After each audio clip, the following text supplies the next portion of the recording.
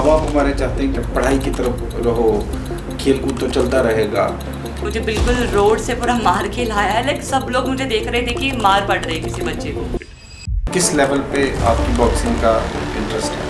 मैं गुस्सा निकालने के लिए बॉक्सिंग खेलने हाँ, जाते हैं। मैं गुस्सा निकालने के लिए बॉक्सिंग जाती थी। लाइक मैंने उसको इतना मारा है, उसका फेस कट के ब्लड निकला है, पूरा इधर से ब्लड निकला उसको।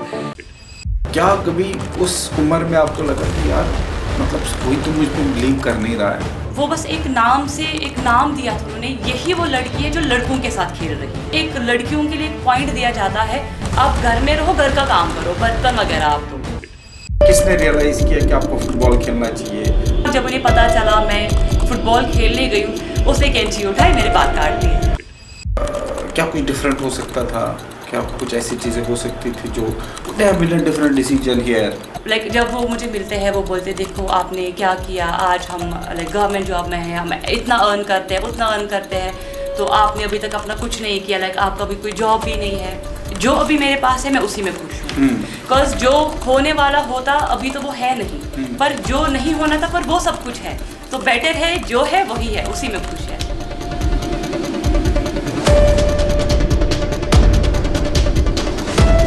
Hello everyone, welcome back to another episode of exceptional journey by OS. मैं आपका होस्ट एक बार फिर आपके सामने हाजिर हूँ और खुश हूँ, बहुत ज़्यादा खुश हूँ आज। खुशी का कारण ये है कि अभी तक मैंने जितने भी पॉडकास्ट किए हैं वो एक सर्टेन लेवल के पॉडकास्ट थे, एक अलग डायरेक्शन के थे। ऑल्दो वो सारे लोग सक्सेसफुल लोग थे लाइफ में, बट एक फील्ड के थे। यूपीएससी स्टेट सर्विसेज जैसे एग्ज़ाम्स उन्होंने क्वालिफाई किया है और आज ऐसा नहीं होगा। आज तो are surprise everybody will be surprise कि आज हमारी एक अपनी एक होनहार स्टूडेंट रही है, कोच रही है इन्होंने, जिन्होंने फुटबॉल, इन्होंने बॉक्सिंग एंड बाइक एंथुजियास्ट हैं। क्या कुछ नहीं किया इन्होंने लाइफ में। मैं बहुत ज़्यादा सस्पेंस नहीं बनाऊंगा जिनकी मैं बात कर रहा हूँ। इन्होंने सिर्फ बिल्डअप के लिए कि उन्होंने काफ़ी सारे मेडल्स डिस्ट्रिक्ट लेवल के जम्मू एंड कश्मीर में हासिल किए हैं, नेशनल लेवल के हैं। देन 19 साल की उम्र में इन्होंने नेशनल लेवल फुटबॉल टीम को कोच किया है। 11 साल से इन्होंने फ़ुटबॉल खेलना शुरू किया था, जब मेरा ख्याल है बच्चे को पता भी नहीं होता कि मैं कर क्या रहा हूँ। कैसे इनका ये दिमाग में आया कि इनको फ़ुटबॉल खेलना चाहिए, कि इन्होंने इनको सपोर्ट किया है, क्या स्ट्रगल्स रहे हैं, कैसा इतना स्ट्रॉन्ग माइंड हो सकता है कि ऑल्दो मैं ये बोल सकता हूँ कि अनयूजुअल नहीं है, बट हमारी सोसाइटीज़ के लिए फ़ुटबॉल, बॉक्सिंग, बाइक्स चलाना एक लड़की के लिए it is little unusual right now also. हमारी सोसाइटीज़ इन चीज़ों को इतना ज़्यादा अप्रिशिएट नहीं करती, बट सब कुछ किया इन्होंने। सारे बैरियर्स इन्होंने तोड़े हैं अपने पैशन को फॉलो करने के लिए, और किस खूबसूरती के साथ इन्होंने इसको आगे बढ़ाया है, सक्सेसफुल रहे हैं। और अपनी एकेडमी इन्होंने चलाई है, 3 साल इन्होंने एकेडमी फंड्स के शॉर्ट होते हुए भी इन्होंने अपने पैशन को फॉलो किया और एकेडमी को कोशिश की कि रन करे। अभी भी इनकी कोशिश यही है कि वो रन करे, और आज के दिन में ये कश्मीर में एक क्लब के साथ, एक एकेडमी के साथ जुड़े हुए हैं एज कोच। मैं बहुत खुश हूँ नादिया। आपका नाम जो है नादिया निगहत है और कश्मीर के रहने वाले हैं, श्रीनगर रामबाग के रहने वाले हैं आप। और मैं बहुत खुश हूँ कि मेरी आपसे आज बात हो रही है, हम आपको इनवाइट कर पाए हैं यहाँ, और इस प्लेटफॉर्म से हम आपकी स्टोरी लोगों तक पहुँचा सकते हैं। Thank you so much. Thank you Nadia, जैसे मैंने बोला इंट्रो में, इंट्रोडक्शन में, कि आपने फ़ुटबॉल, आपने बॉक्सिंग, आपने बाइक्स, जो है बाइक एंथुजियास्ट है। हम आपको सोशल मीडिया पे देखते रहते हैं, लोग बहुत पसंद करते हैं आपको। सबसे पहला क्वेश्चन मेरा ये है कि 11 साल की उम्र में आपने फ़ुटबॉल खेलना कैसे शुरू किया? सो बेसिकली लाइक मैं छोटी थी, काफ़ी छोटी थी, तो हम अपने लोकेलिटी में क्रिकेट खेला करते थे, लाइक अपने भाई के साथ, अपने नेबर्स जो थे। तो वहाँ पे मैं जब फील्डिंग करती थी तो मैं पैर से बॉल आया करती थी, जबकि मुझे अच्छा लगता था मैं पैर से ही लाऊं, जिसमें मुझे अपने वो फ्रेंड्स बोलते थे कि आपने बहुत टाइम वेस्ट किया, रन ज़्यादा हो गए, पर उसके बाद भी मैं पैर से ही लाती थी। लाइक मुझे कहीं ना कहीं ऐसा लगता था कि शायद मुझे पैर से ही कुछ एक्टिविटी करनी चाहिए। तो फिर मेरे लाइफ में एक बॉल आई जो फुटबॉल के रूप में थी, एंड मुझे नहीं पता था इसको फुटबॉल बोलते हैं, कैसा खेला जाता है। सो मैंने जिस बॉल देखा, बच्चों को देखा उसको किक करते हुए, तो मैंने भी बॉल ली, मैंने किक किया, एंड मुझे काफ़ी अच्छा लगा कि मैं एक बड़े बॉल को किक कर रही हूँ। छोटे बॉल को किक करना तो बहुत मुश्किल था, तो बस वही था कि नहीं, मुझे जी इसी बॉल को खेलना है। फिर बाद में पता चला फुटबॉल है, कैसा खेला जाता है, आगे क्या क्या है फुटबॉल का। बट जैसे 11 साल की उम्र में आपने मेरा ख्याल है स्टार्ट किया, ऑफ कोर्स पैशन ही बाद में बना होगा धीरे धीरे, बट 11 साल की उम्र में माँ बाप हमारे चाहते हैं कि बच्चा क्या खेल कूद कर रहा है, पढ़ाई की तरफ रहो, खेल कूद तो चलता रहेगा। क्या कुछ ऐसे डिस्कशंस आपकी फैमिली में हुए, और किस तरह फिर किसने रियलाइज़ किया कि आपको फुटबॉल खेलना चाहिए? वो डिस्कशंस के बारे में थोड़ा सा रिकॉल करो। एक्चुअली मेरे अब्बू, उन्हें पसंद था कि मैं हम सभी बच्चों के लिए वो चाहते थे कि हम स्पोर्ट्स में रहे, तो पापा को ये पसंद था कि मैं वेट लिफ्टिंग करूं। पर कश्मीर में उस टाइम पे वेट लिफ्टिंग का कुछ नहीं था, कहीं पे नहीं था। फिर जब मैं फ़ुटबॉल में आई तो स्टार्टिंग में बहुत सारी इश्यूज़ हुए, लाइक मम्मा ने नहीं जाने दिया। इनफैक्ट जब उन्हें पता चला मैं फ़ुटबॉल खेलने गई हूँ, जस्ट रामबाग से सलना थोड़ी सी ही दूरी है, तो उस एज में मैं वहाँ पे गई हूँ, तो मुझे बिल्कुल रोड से पूरा मार के लाया है। लाइक सब लोग मुझे देख रहे थे कि मार पड़ रही है किसी बच्चे को। फिर जब मैं घर आई तो फिर मम्मा ने बोला कि नहीं जी, आपने नहीं खेलना है, आप नहीं जाओगे ग्राउंड, आपको खेलना है घर के बाहर ग्राउंड है, वहाँ पे आप खेलो। सो कुछ हफ्ते बीते, मैं निकलती गई, मार खाती गई इस चीज़ के ऊपर। फिर पापा ने मम्मा को बोला कि ठीक है, अगर जा रहे तो जाने दो, हमें पता है कि आगे तो कुछ होना है नहीं, पर ठीक है अभी शो को तो कोई इशू नहीं है।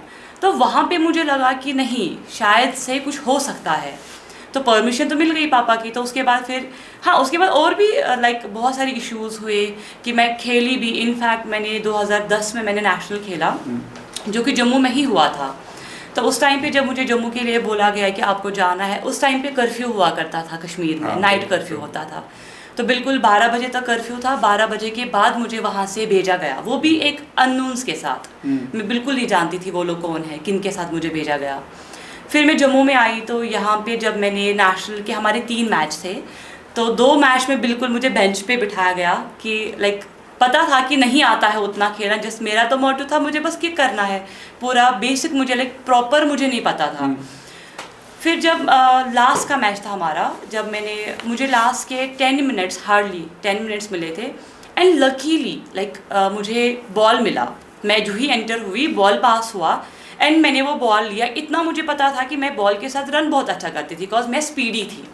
तो मैंने स्पीड लगाई, मैंने रन किया, एंड आई डोंट नो, अभी भी मुझे नहीं पता क्या हुआ, जस्ट मैंने एक स्लाइड मारी थी, स्लाइड पे बॉल को किक किया एंड वो गोल में चला गया, एंड हमने वो मैच जीता 1-0, जो कि मैंने गोल किया। तो सब लोग मेरे पास आए, लाइक मुझे इतना अप्रिशिएट किया, एंड मैं उस टाइम पे भी अपने ख्याल में हूँ, लाइक मैंने सेलिब्रेट भी नहीं किया कि मैंने गोल किया है, क्योंकि मुझे नहीं पता था उतना कुछ।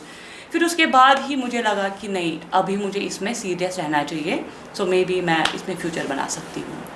तो इन अ वे अगर देखा जाए, एक 11 साल 12 साल के बच्चे को अपने आप में ही ये समझ रहना कि मुझे इस जगह से इस जगह तक फुटबॉल खेलने जाना है, जबकि हमारे कश्मीर डिवीज़न में या जम्मू एंड कश्मीर में इतने एवेन्यूज़ फुटबॉल को लेके तब भी नहीं थे। अभी भी मेरा ख्याल है बेटर है, हमारी सरकार अच्छा कर रही है उस पर, लेकिन फिर भी काफ़ी इम्प्रूवमेंट की ज़रूरत है उस सोच के साथ। और हमारी जो फैमिलीज़ की सोच रहती है, स्पेशली गर्ल चाइल्ड को लेके, तो क्या कभी उस उम्र में आपको लगा कि यार मतलब कोई तो मुझ पे बिलीव कर नहीं रहा है, ऐसा तो नहीं है कि मैं ही बेवकूफ़ी कर रही हूँ इसमें? ऐसा बिल्कुल हुआ है, लाइक एक बार नहीं कई बार हुआ है।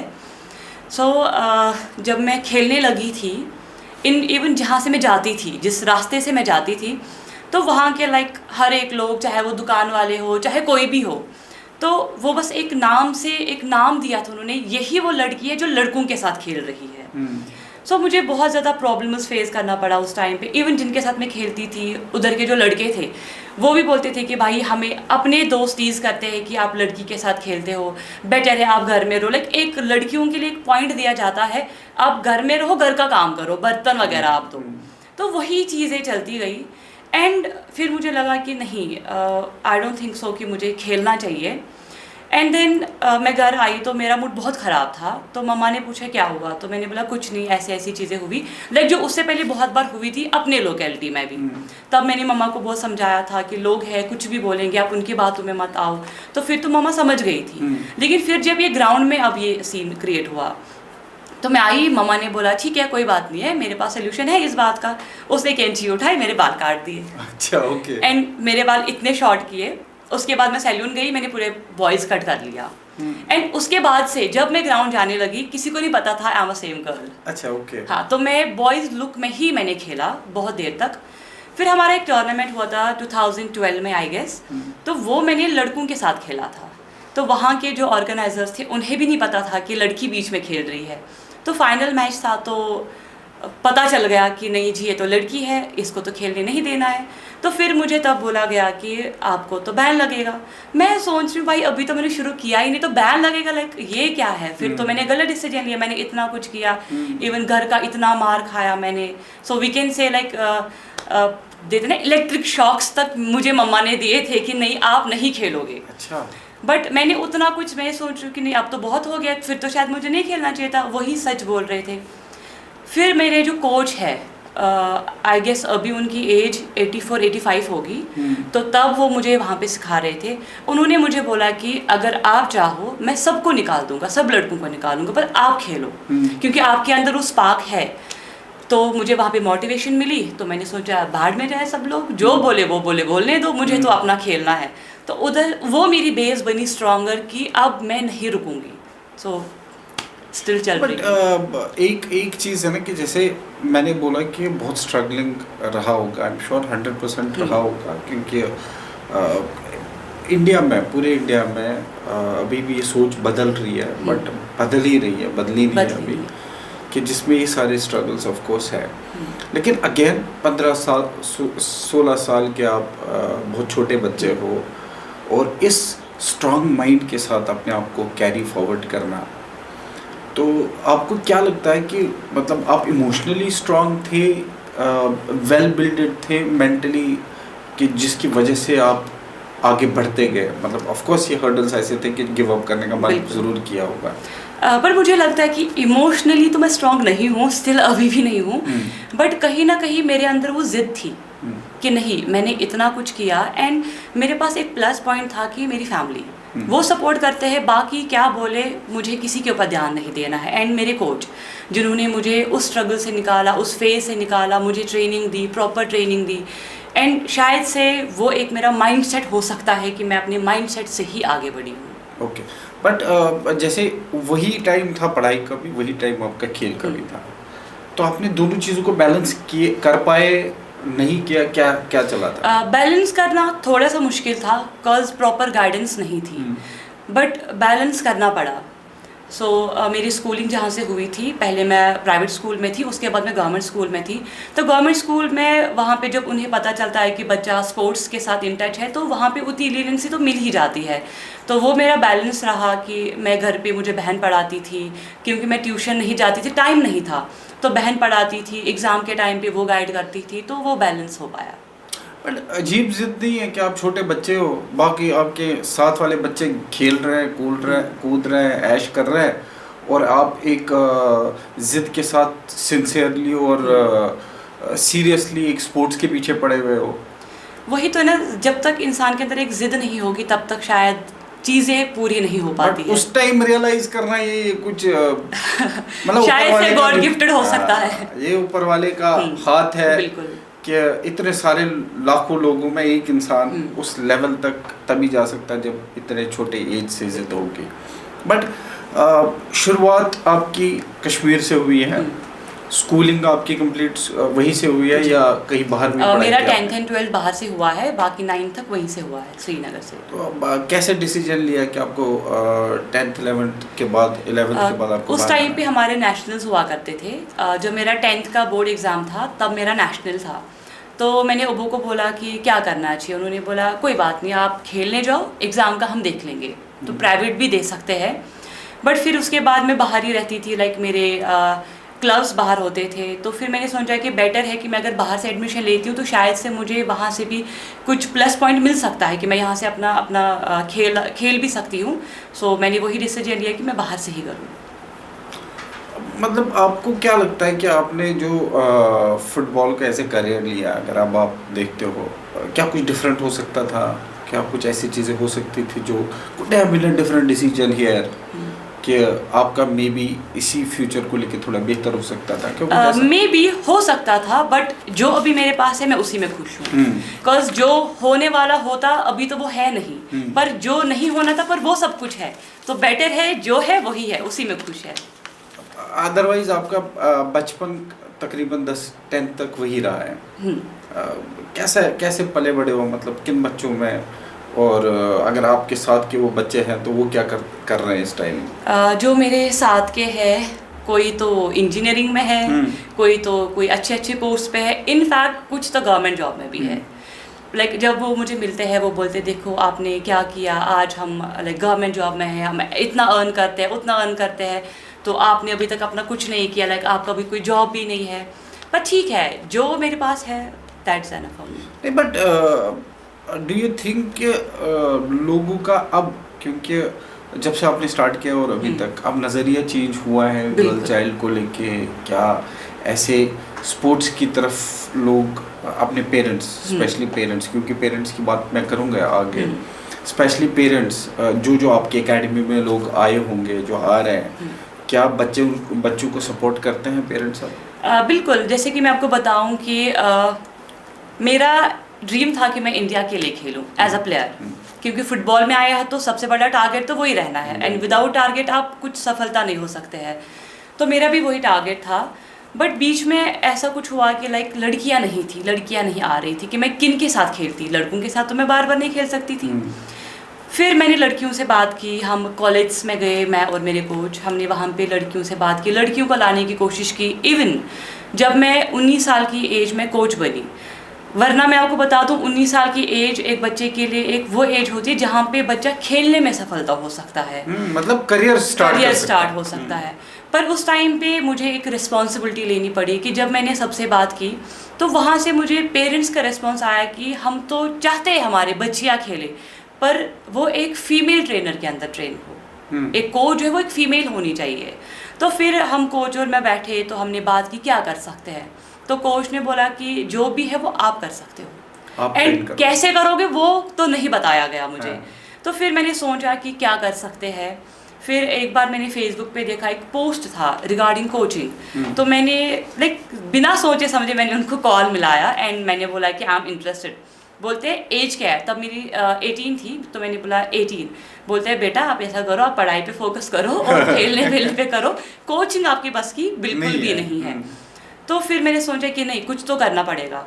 एंड द सेम पर्सन जिन्होंने मुझे देखा था कि मैं लड़कों के साथ खेल रही थी, वो मुझे मिले, एंड मैं कह सकती हूँ अगेन मे बी अल्लाह की मदद से ही सब कुछ हुआ। वो मुझे मिले तो उन्होंने मुझे बोला कि you are the same girl ना जो लड़कों के साथ खेल रही थी। मैंने बोला जी बिल्कुल। तो बोले आप JNK फुटबॉल एसोसिएशन आना। मुझे एड्रेस बताया, मैं वहाँ पे गई एंड लकीली उन्हीं दिनों पे एक कोर्स होने वाला था ग्रास रूट लेवल का, जिसमें एक लाइक सिखाया जाता है कि how to train 6 to 12 year kid. एक कोचिंग लाइसेंस होती है, वो E लाइसेंस से शुरू होती है, E to A। तो मैंने वो लाइसेंस की, लाइसेंस के बाद ही वहाँ पे जो भी मेरे साथ कलीग्स थे उन्होंने बोला कि आप कर सकती हो, आप इस पे फोकस करो। एंड जो ही मैंने वो कंप्लीट किया तो मेरे पास एक बच्चा आता था and he was my just second cousin. मैं उसको लेकर ग्राउंड गई। आहिस्ता आहिस्ता जो ही बच्चे आने लगे, मेरे पास 45 किड्स आने लगे। लाइक उस एज में 45 किड्स संभालना एक लाइक बहुत मुश्किल था। हाँ, पर मेरा था कि मैं लड़कियों के लिए करूं, पर लड़कियां तो नहीं आई, तो लड़के ही आए। तो मैंने सोचा ठीक है, कुछ तो आया, रिस्पांस तो हमें मिला। तो मैंने लड़कों से ही शुरू किया। फिर आगे हम वुमेंस कॉलेज गए, वहाँ से लड़कियां आई गई। लाइक जब उन्होंने ट्रेनिंग देखी, they are not ready like for the hard work. And college का टेंशन रहता है, ट्यूशन्स का रहता है, स्कूल का रहता है। सो दोबारा लड़कियां चली गई। तो फिर उसके बाद मेरे पास लड़के आने लगे। मेरे पास लड़के सीनियर आए। आई वॉज 19 एंड वो लोग 20-21 साल के थे। एंड 1-2 हफ्ते बहुत मुश्किल हुआ मुझे उन्हें मतलब समझाना, बताना, क्योंकि वो मानते नहीं थे। ऑब्वियसली लड़के हैं तो लड़की का कहाँ मानेंगे। लेकिन फिर उन्हें भी लगा कि नहीं, मैं उन पे मेहनत कर रही हूँ, एंड उन्होंने फिर मुझे बहुत सपोर्ट किया। इवन मैं आपको बता दूँ कि हमारे यहाँ पे एक टूर्नामेंट हुआ था, आई गेस 2016 में, खेलो कश्मीर के नाम से, जो CRP ने ऑर्गेनाइज़ किया था। तो उसमें कश्मीर की टॉप 30 टीम्स थी, एंड मेरा एक टीम था जो लोकल था, लाइक जिसका भी कहीं पे बेस नहीं था। कश्मीर बेस था? बिल्कुल नहीं, वो बाकी भी कश्मीर बेस थे, पर वो खेलते थे, वो डिविजन्स खेलते थे। मेरा बिल्कुल फ्रेश था, नया था, लोकल था पूरा। तो जब इवन मेरा एकेडमी का नाम भी नहीं था, कुछ भी नहीं था, लाइक नथिंग। एंड देन फिर मैंने बॉयज से बात की, उन्होंने बोला कि मैम हम आपका ही नाम रखेंगे, बिकॉज हम आपके लिए ही खेलेंगे, हम आप चाहते हैं कि आप आगे बढ़ो। तो फिर मेरी टीम का नाम JJ7 रहा, जो कि मेरा निकनेम से रिलेट करता है। जो ही हमने वो टूर्नामेंट खेला, वहाँ पे जितनी भी टीम्स थी, उनके कोचेस लाइक सब सीनियर प्लेयर्स थे। जिस दिन मेरा मैच होता था वो मेरे पास आते थे, क्या कर रहे हो, अपना टाइम ज़ाया कर रहे हो लड़कों के साथ रह के, कुछ नहीं होने वाला है। एंड आप बिलीव नहीं करेंगे, हमने सारे मैच जीते और हम लोग फाइनल्स में आए। जो ही फाइनल मैच हमारा था, तो फाइनल मैच में लास्ट के 5 मिनट्स में मिस्टेक होकर हमने गोल खाया, एंड देन 5 मिनट्स में फिर हम वापस नहीं कर पाए, पर हाँ हम फर्स्ट रनर अप रहे। एंड उसके बाद से ही लाइक पूरे कश्मीर को पता चला कि नहीं जी, अब तो ये लड़की रुकेगी नहीं, क्योंकि वहाँ पे बहुत, इनफैक्ट बैंक एकेडमी थी, पुलिस का टीम था, और बाकी जो वहाँ पे टीम्स है, बहुत सारी टीम्स थी, वो सब लोग टूर्नामेंट से बाहर, एंड मेरा एक लोकल टीम फाइनल में आया। बिकॉज उसमें मैं आपको बताऊँ कि बच्चों ने बहुत मेहनत की, जो लड़के थे बहुत अच्छा खेला उन्होंने। सो वहाँ से मुझे लगता है कि मेरा एक कोचिंग करियर प्रॉपरली शुरू हुआ, जहाँ से मेरे बहुत सारे न्यूज़ हाईलाइट हुए अच्छे अच्छे प्लेटफॉर्म के, जिन्होंने मुझे उस टाइम पे सपोर्ट किया। मैं बोल सकती हूँ कि अगर बाकी कोई सपोर्ट नहीं मिला, बट मीडिया ने मुझे बहुत सपोर्ट किया, बिल्कुल, तब जाके मैं आज कहीं पे हूँ। नहीं, बट ऑफ कोर्स एक मैं बोल रहा हूँ, मैंने पहले भी बोला है कि आप हमारी शान हो। मैंने आपसे पहले भी ये बात की है कि हमें जिस तरह आप जैसे इंसान को हर प्लेटफॉर्म देना चाहिए, इनकरेज करना चाहिए, so that you encourage other people also. कहीं ना कहीं जैसे आपने बोला कि बच्चे आए, गर्ल चाइल्ड आए, कॉलेजेस से आए और बाकी सारी जगहों पे, एंड फिर वापस चले गए।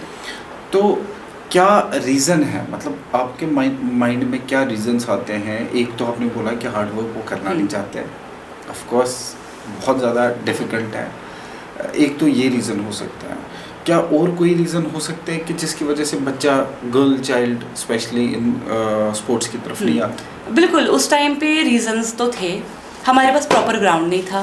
हम जहाँ पे ट्रेनिंग करते थे, लाइक अगर मैं बताऊँ अभी कि मेरी बच्ची कहीं पे जाए और मैं वहाँ पे देखूँ माहौल कि वहाँ पे बहुत सारे लड़के हैं, ग्राउंड कवर्ड नहीं है, लाइक वहाँ पे कुछ लड़के ऐसे हैं जो कि गलत कामों में मुलव्वस है, तो उस जगह पे आप अपने बच्चे को नहीं डाल सकते हैं, क्योंकि वहाँ पे हमारे माइंड में पहले आता है कि हम ये सोहबत हमारे बच्चों में लग जाएगी। तो उस टाइम पे ये इश्यूज़ बहुत ज़्यादा थे, जो मैं भी नहीं चाहती थी कि मैं जिनको ट्रेन करूँ वो इस माहौल में खेले। बट उसके बाद बहुत सारा चेंज हुआ। गवर्नमेंट ने लाइक कश्मीर के लिए बहुत काम किया, स्टेडियम्स बनाए, इनफैक्ट इंडोर स्टेडियम्स बनाए। तो उसके बाद ही हम लोग वुमेंस कॉलेज में ट्रेनिंग देते थे लड़कियों को, कि वो एक वुमेंस के लिए है एंड पूरा कवर्ड है, अंदर वो कोई मैन अलाउड नहीं था, तो आराम से हम वहाँ पे ट्रेनिंग कर सकते थे। लाइक हमारे पेरेंट्स की इशू आते थे कि नहीं, हम अपनी बच्ची को इस माहौल में नहीं भेज सकते हैं।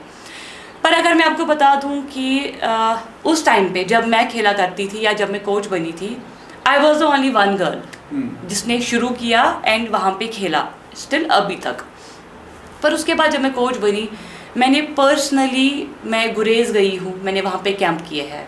मैं कुपवारा, एक बॉर्डर एरिया, टंगडार का जो बिल्कुल लास्ट एरिया है, वहाँ तक मैं गई, वहाँ पे मैंने कैंप किए हैं। वहाँ से लड़कियाँ आज फुटबॉल खेलती है, एंड अभी अगर हम देखेंगे 300 से ज़्यादा लड़कियाँ हैं जो फुटबॉल खेलती है हर एक डिस्ट्रिक्ट में। सो अभी हमारे पास जो प्रेजेंट स्लॉट है, लाइक मैं अभी डाउनटाउन हीरोज़ में कोच हूँ, हमारे पास per day 45 to 50 girls ground में होती है, एंड मैं अकेले फिर मुझे उनको मैनेज करना पड़ता है। सो अभी लड़कियाँ आ रही है।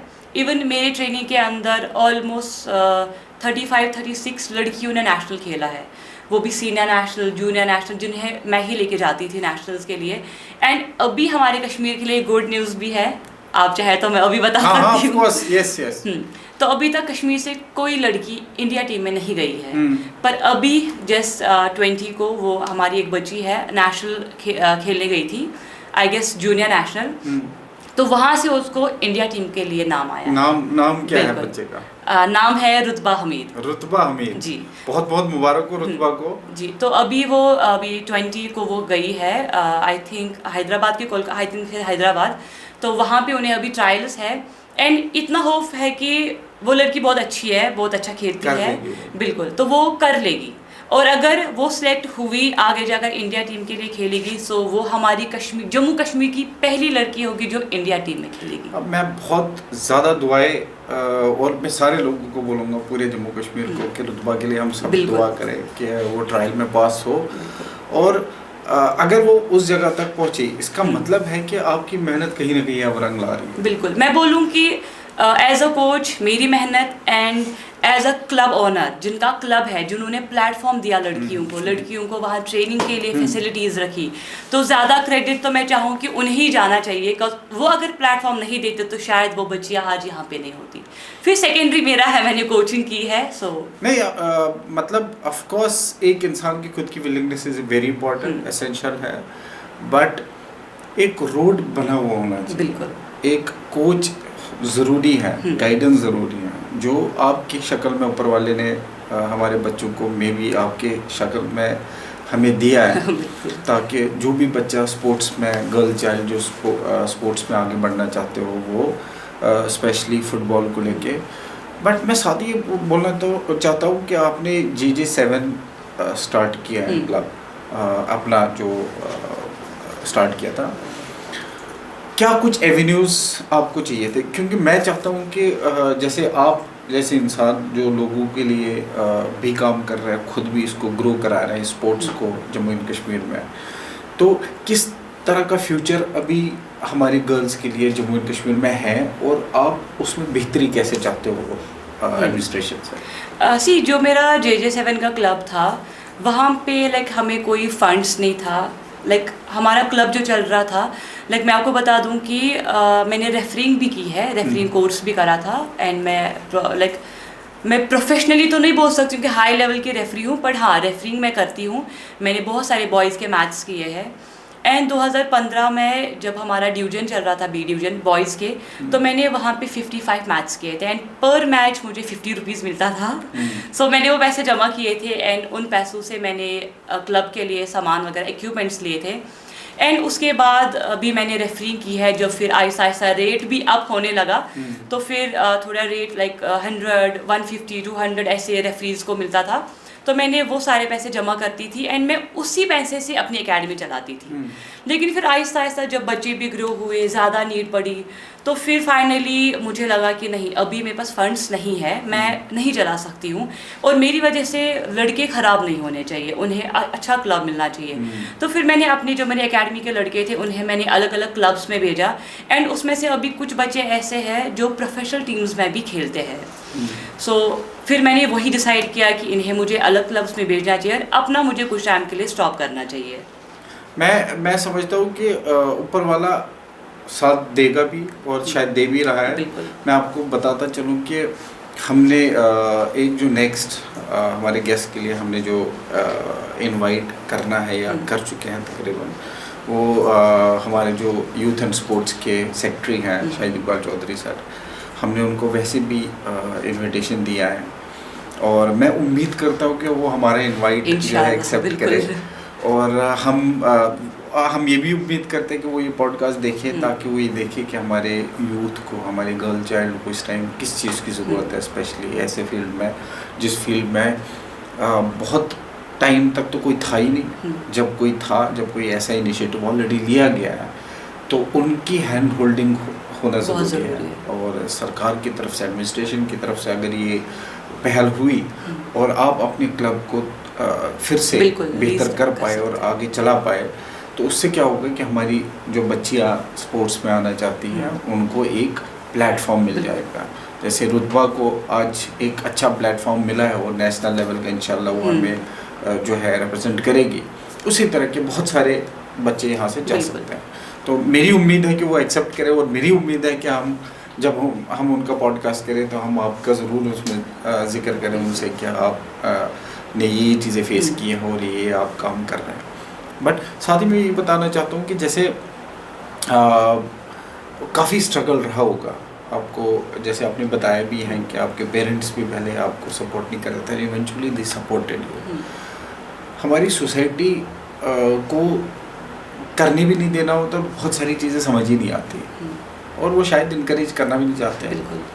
तो सोसाइटियल प्रेशर आपको थ्रू आउट अपनी इस जर्नी में अभी तक कितना रहा है और किस तरह उसको बियर किया आपने? जैसे मैंने पहले बताया कि जो सोसाइटी की वजह से ही मुझे घर में वो मार पीटते थे, क्योंकि वही मम्मा को बोलते थे आपकी लड़की देखो जा रही है, लड़कों के साथ खेलने जा रही है, तो फिर मम्मा उनकी बातें सुनकर मुझे रोकती थी। इवन मैं आपको बताऊंगी लाइक टाइम ऐसा चेंज हुआ कि वही लोग मुझे आकर बोल रहे हैं कि हमारी लड़की को भी अब लेके जाओ। मे बी हेल्थ इश्यूज़ की वजह से, मे बी वेट गेन की वजह से वो स्पोर्ट्स में आना चाहते हैं। सो अभी मुझे ऐसा रेस्पॉन्स मिलता है, बट कहीं ना कहीं अभी भी रुकावटें हैं। अगर हम देखेंगे सोशल मीडिया पे जब भी हम पोस्ट करते हैं, वहाँ पे अगर 10 कमेंट्स अच्छे होंगे 50 बुरे होंगे, पर मेरा एक ही चीज़ है कि अगर आपको चाहे 99 कमेंट्स गलत क्यों ना आए, पर एक अच्छा उस एक के साथ चले जाओ, बाकी आपके लिए मायने नहीं रखते हैं। सो लाइफ में मैंने इसी चीज़ पे फॉलो किया है, एंड मेरी लाइफ का किसी ने मुझे ये बताया था कि just do good and forget. देखिए आँखें सबके पास है, देखते सब है, पर देखने का नज़रिया अलग है। आप किस तरीके से देखते हैं वो आपको पता है, एंड मैं किस तरीके से देखूँ वो मुझे पता है।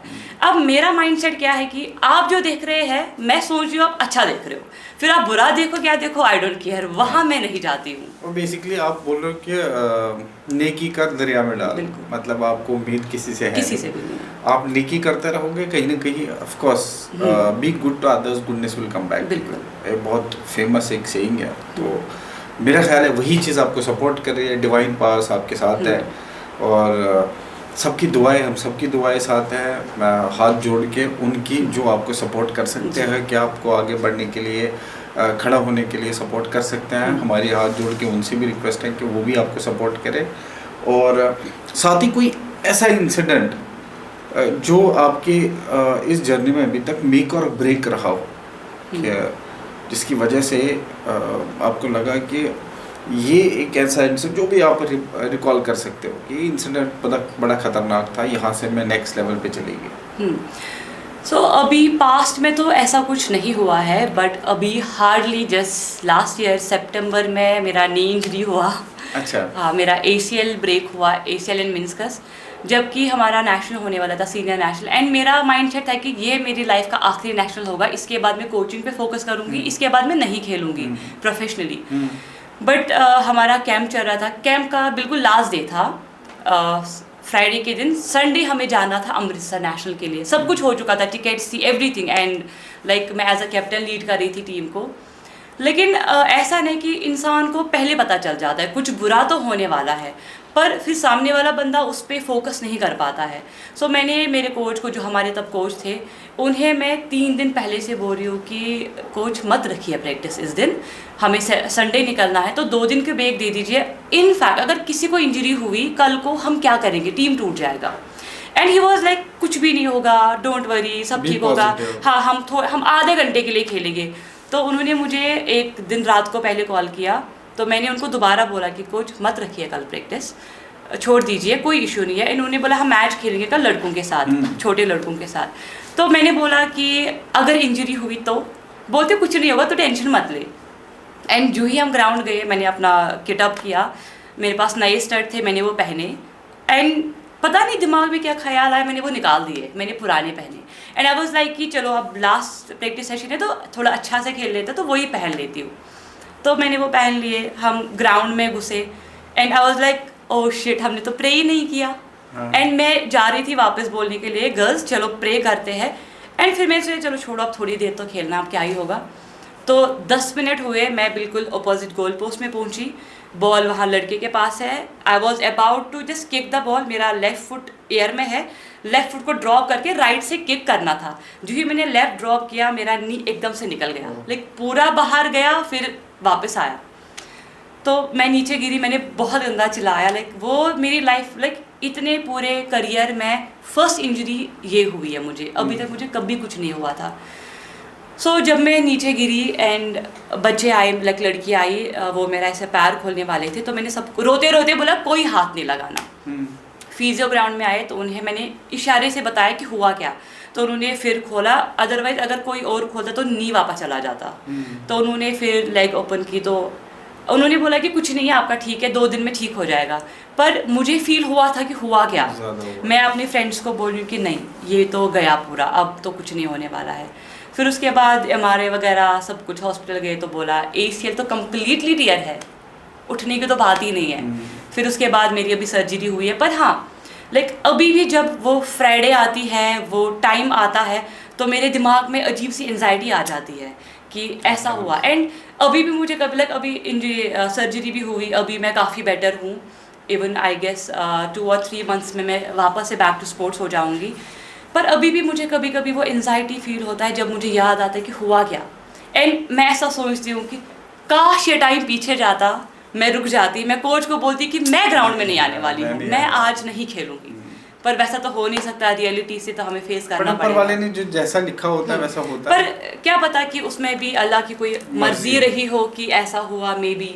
सो मैं उसी चीज़ के साथ आपका फ्यूचर ऊपर वाले ने, हम तो बिलीव इसी चीज़ में करते हैं कि जो भी होता है बेहतरी के लिए होता है।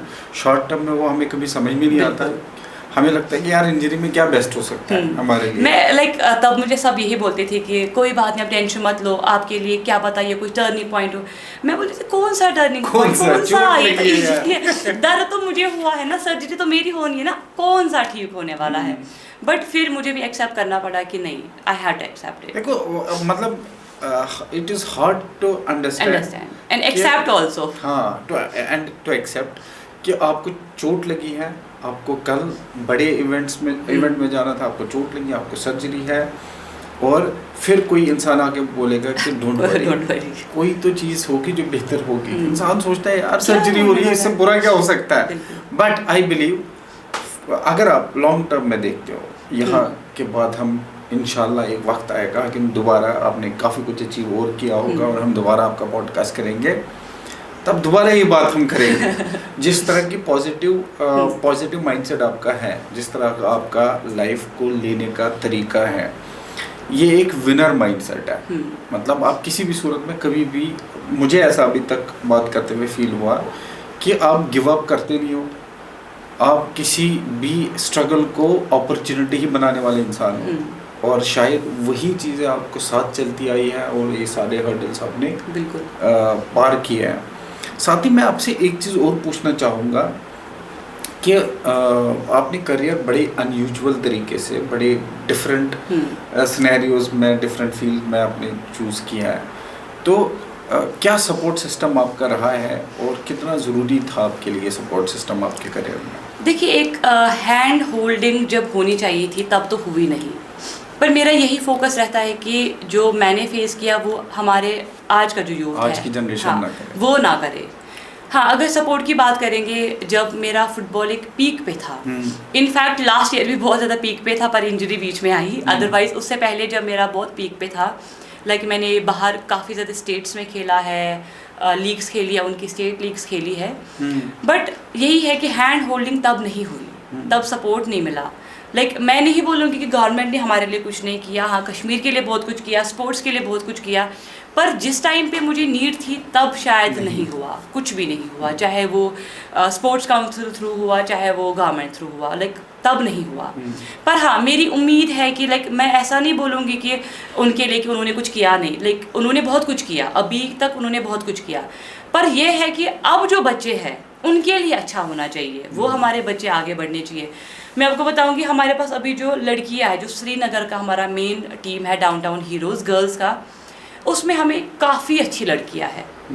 लाइक अगर आप दूर से भी फुटबॉल देखेंगे, आपको पता चल जाएगा कि नहीं, लड़कियां तो खेलने वाली है, लड़कियां तो आगे बढ़ सकती है।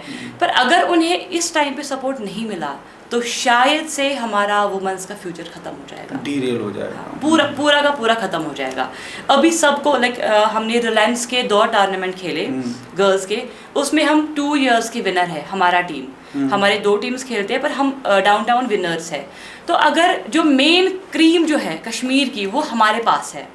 इवन अभी जम्मू के पास भी प्लेयर नहीं है, वो भी हमसे ही प्लेयर्स लेते हैं। हमने अभी जम्मू में टूर्नामेंट खेला एंड वो एक मिक्सअप हुआ था टूर्नामेंट, लाइक उसमें प्लेयर्स मिक्स हुए थे, कश्मीर एंड जम्मू के मिला के हुए थे। वो एक 7 हुआ था, बत्रा जी ने वो करा था। तो उसमें भी कश्मीर की ही लड़कियां दिख रही थी। तो अभी जो पूरा JNK का क्रीम है वो हमारे पास है। अगर उन्हें सपोर्ट नहीं मिला तो ऑटोमेटिकली फुटबॉल तो फिर बट हमारा before talking about your support system मोर, मैं ये जानना चाहता हूँ कि हमारा जो सिस्टम है जम्मू एंड कश्मीर का, जो हमारी नेशनल टीम है, वो किस तरह बनी है, कौन लोग हैं उसमें, और किस तरह का वो, क्योंकि अगर टूर्नामेंट्स वगैरह खेलते हैं तो उनको किस तरह का सपोर्ट चाहिए होता है और क्या नहीं है उनके पास इस टाइम? देखिए, पहली बात तो मैं आपको बताऊंगी, जम्मू कश्मीर में अभी एसोसिएशन ही नहीं है, फुटबॉल एसोसिएशन। बिल्कुल। तो वो कुछ रीजंस के कारण बैन हो गया था। अभी उनका इलेक्शन नहीं हो रहा है, जिसकी वजह से बहुत सारे प्लेयर्स सफ़र हो रहे हैं। सो नेशनल्स तो चलो अभी हो ही रहे हैं, बट वही चीज़ है कि जो एक प्रॉपर सिस्टम चाहिए, अभी वो प्रॉपर सिस्टम नहीं है। अभी जो है सारा स्पोर्ट्स काउंसिल ही देखता है, पर JNK एसोसिएशन एक बहुत बड़ा लाइक रोल रखता है। तो उम्मीद वही है कि अगर वो काम हो जाएगा, अगर उनके इलेक्शंस हो जाएंगे, जो भी पार्टी आती है, हमें किसी से कोई प्रॉब्लम नहीं है, क्योंकि हम एथलीट से हमें एक मौका चाहिए, हमारे बच्चों को सपोर्ट चाहिए, प्लेटफॉर्म चाहिए। सो हम उसी उम्मीद के साथ है कि वो हो जाए एंड हमारे बच्चों को भी मौका मिले। तो हम तो उम्मीद यही कर रहे हैं, पहले भी हमने रिक्वेस्ट किया है कि हमारे जो यूथ एंड स्पोर्ट्स, मेरा ख्याल है इस डिपार्टमेंट के अंडर आता होगा। नहीं, यूथ सर्विस तो यूथ का देखते हैं, लाइक SGFF स्कूल का देखते हैं, लाइक स्कूल नेशनल्स हो उनका देखते हैं। जो कि नेशनल्स है या इंडियन सुपर लीग्स है या आई लीग्स है, तो वो डिफरेंट, उनका डिफरेंट पाथ है। तो उनके लिए हमें मेन चाहिए होता है जम्मू कश्मीर फुटबॉल एसोसिएशन। सो वो अभी हमारे पास नहीं है, वो सिस्टम ही नहीं है। जम्मू कश्मीर फुटबॉल एसोसिएशन, उसका इलेक्शन नहीं हुआ है, उसका इलेक्शन नहीं हो रहा है अभी, बिल्कुल वो इलेक्शन होना चाहिए। इस बीच में, क्योंकि coming back to your support system, आपके फादर का कितना बड़ा रोल रहा है आपको इस करियर को परस्यू करने में? तो स्टार्टिंग से ही उन्होंने सपोर्ट किया। इवन मैं जब भी बाहर जाती हूँ, इनफैक्ट अभी मैं आज यहाँ पे हूँ तो मुझे रात में ही मेरे से बात की कि ऐसा ऐसा करना, ऐसी बात करना, लाइक सब कुछ सपोर्ट करते हैं। इवन जब मैं खेलने जाती हूँ बाहर, तब भी मुझे रात को कॉल करते कि कल मैच है, ऐसे खेलना, ज़्यादा वो नहीं करना, ये नहीं करना। सो लाइक समझाते रहते हैं। नो डाउट उन्हें फुटबॉल की जस्ट 10% नॉलेज होगी, हाँ, बट वो बोलते हैं। एंड मैं फिर बात करती हूँ, फिर मैं बोल नहीं पाती हूँ कि पापा ऐसा नहीं है, आजकल ऐसा नहीं खेला जाता है।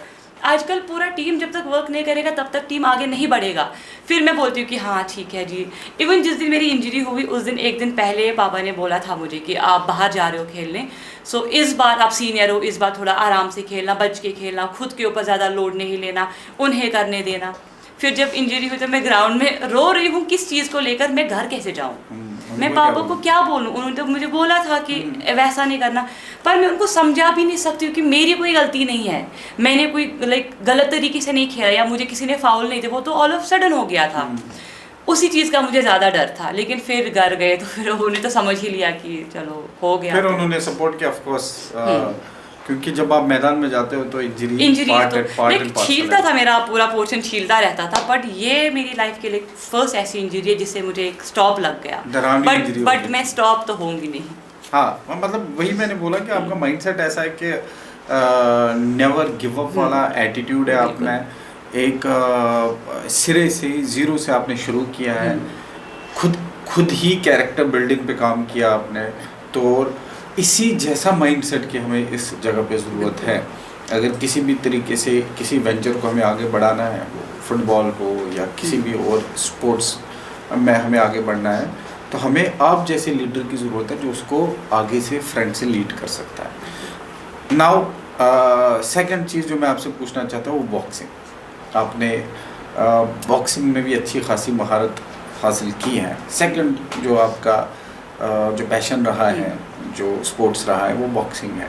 क्यों बॉक्सिंग और किस लेवल पे आपकी बॉक्सिंग का इंटरेस्ट है? जैसे मैंने बोला कि पापा चाहते थे मैं वेट लिफ्टिंग करूं, तो उसके बाद मेरे माइंड में आया था बॉक्सिंग करूं, तो बॉक्सिंग भी नहीं था, बट चलो फिर फुटबॉल में मैं आगे बढ़ी। फिर जब मैं बॉक्सिंग में आई तब मैंने सुना कि बॉक्सिंग इंट्रोड्यूस हुआ है, बॉक्सिंग है, एकेडमी है, तो वहाँ पे कोच वगैरह है। होता क्या था, जब मैं ग्राउंड जाती थी तो मेरा बहुत ज़्यादा गुस्सा आता था।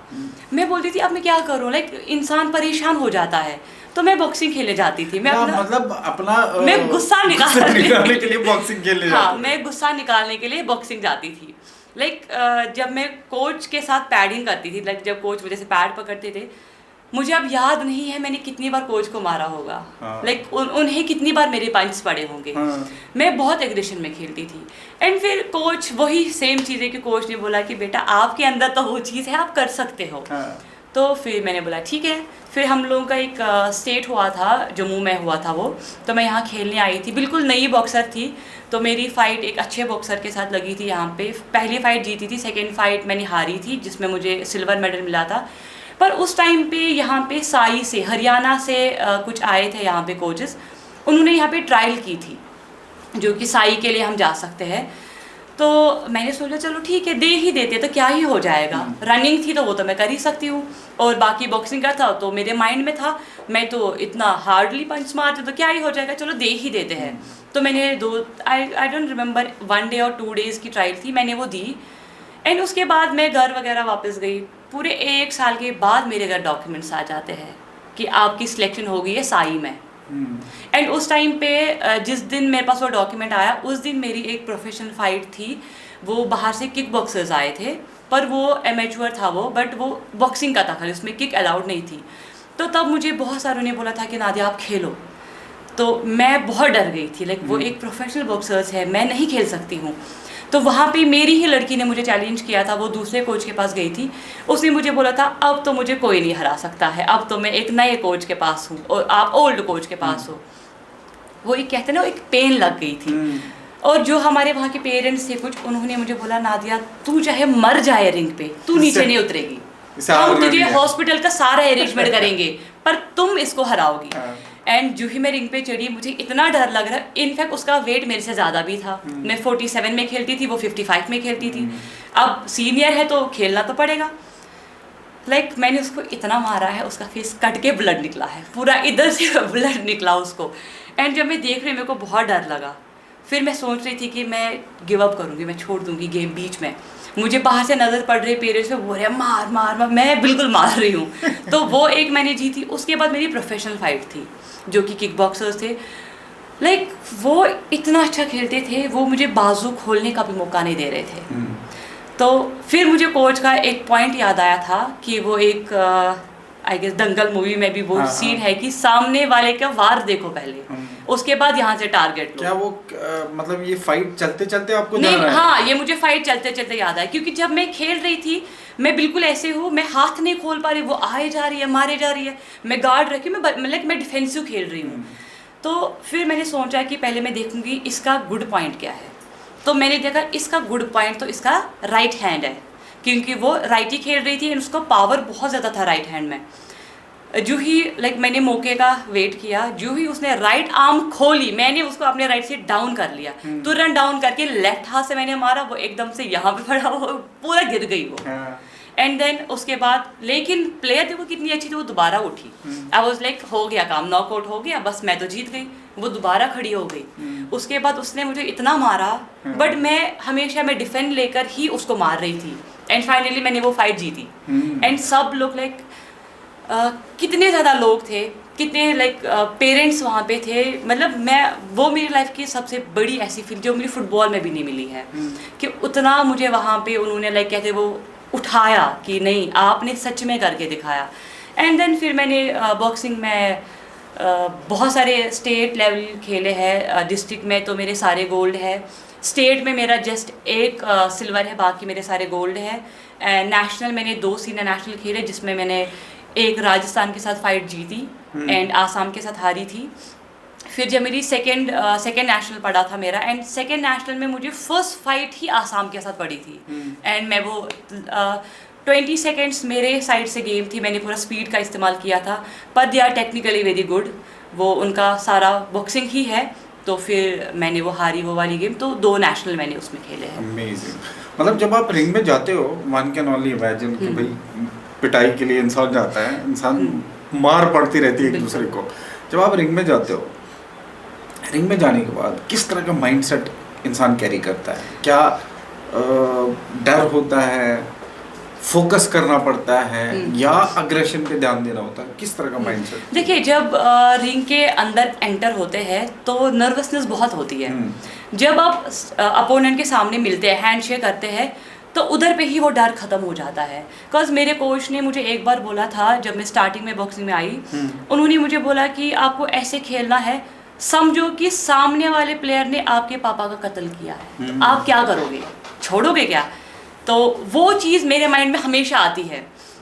तो जो ही हम वहाँ हैंडशेक हो जाता है, उसके बाद जब पीछे आते, फिर जब स्टार्ट होती है फाइट, दिमाग में एक चीज़ आता है कि जितना जल्दी हो सके इसको निपटाना है, वेट नहीं करना है, क्योंकि अगर हमने वेट किया तो आप भी मार खाओगे, फिर डिसीजन ये निपटाने का सोचेगा। हाँ। डिसीजन 50-50 हो सकता है, पॉइंट्स काउंट होंगे, गलती से पंच पड़ा तो हाई पॉइंट उसके अंदर है।